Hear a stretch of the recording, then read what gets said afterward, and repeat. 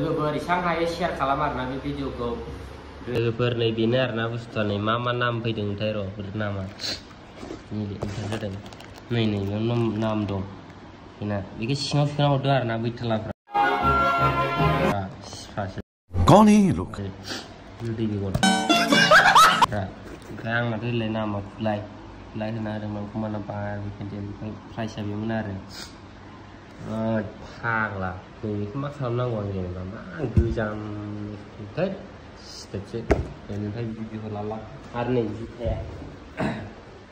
नै एसे बेखौलै दै माबा जुथा जायो नामा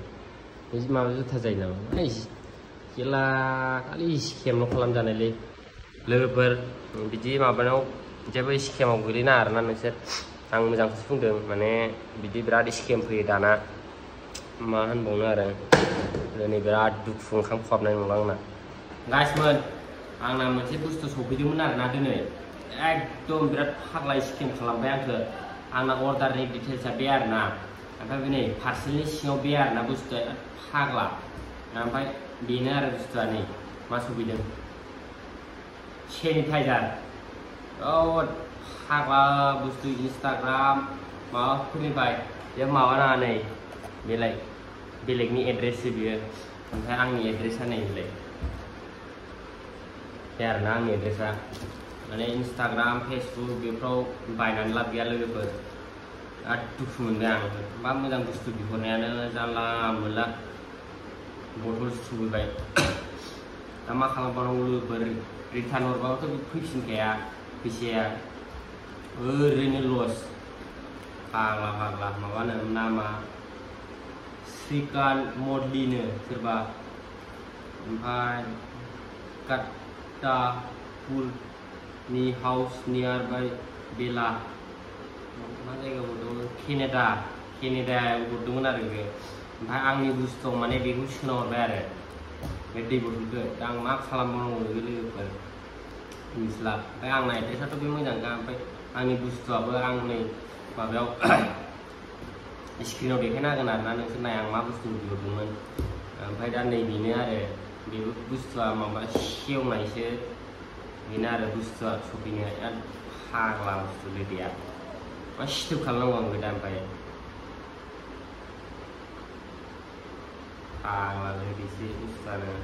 बेनिफ्राय नमस्कार आं बिदि जेबो बिहरलाबो मालाबो इन्सटाग्राम फेसबुक दाखालि खनसे आं मोनसे जुथा बिहरदोंमोन जुथायाबो बेलेग सफैदों एकदम क्वालिटि एकदम बोरैबा जुथा बेलेग सफैदों बेखौबो देखायगोन आं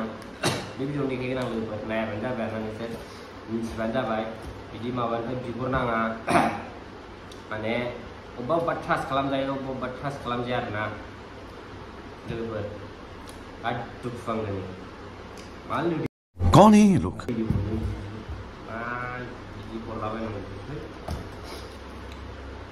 लोगोफोर इसां हायो शेयार खालाम आरोना बे भिडिअखौ दिनैना बिसिमनो आं स्केम खालामजानायखौ खोन्थादों आरोना आंखौ बिदि स्केम खालामजाबाय आंबो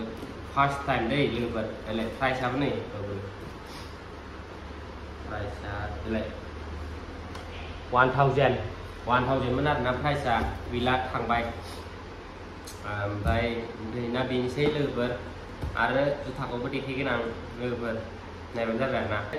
4,500 जुथा बिहरदोंमोन आरोना इन्सटाग्रामनिफ्राय लोगोफोर अपेन बक्सथ' गैखाया इन्सटाग्राम ना नै खिन्थु मा जुथा फैदों बिराद गोन्दो जुथा मा होनबावनो एकदम नमस्कार आं खननै स्केम खालामजाबाय आं जेबो बिहरला बेनिफ्राय दिनैनिफ्राय आरोना लोगोफोर माने मा जुथा जाखो बे जेनेबा एकदम आनकमन आं बिदिखौनो बिहराखै मा हरो आरो नै बेथ' मा सेनिटाइजार हरबाय मा खालामनांगौ दा आं बेखौ जेनेबा आरो दुखु नाङोना बिदि माबा खालामबा सिथोबसो मानसिफ्रानो आरो दाखालि फ्लिपकार्टआव बिहरदोंमोन फ्लिपकार्टआव मबाइल चार्जार बिहरबाय आइफननि चार्जार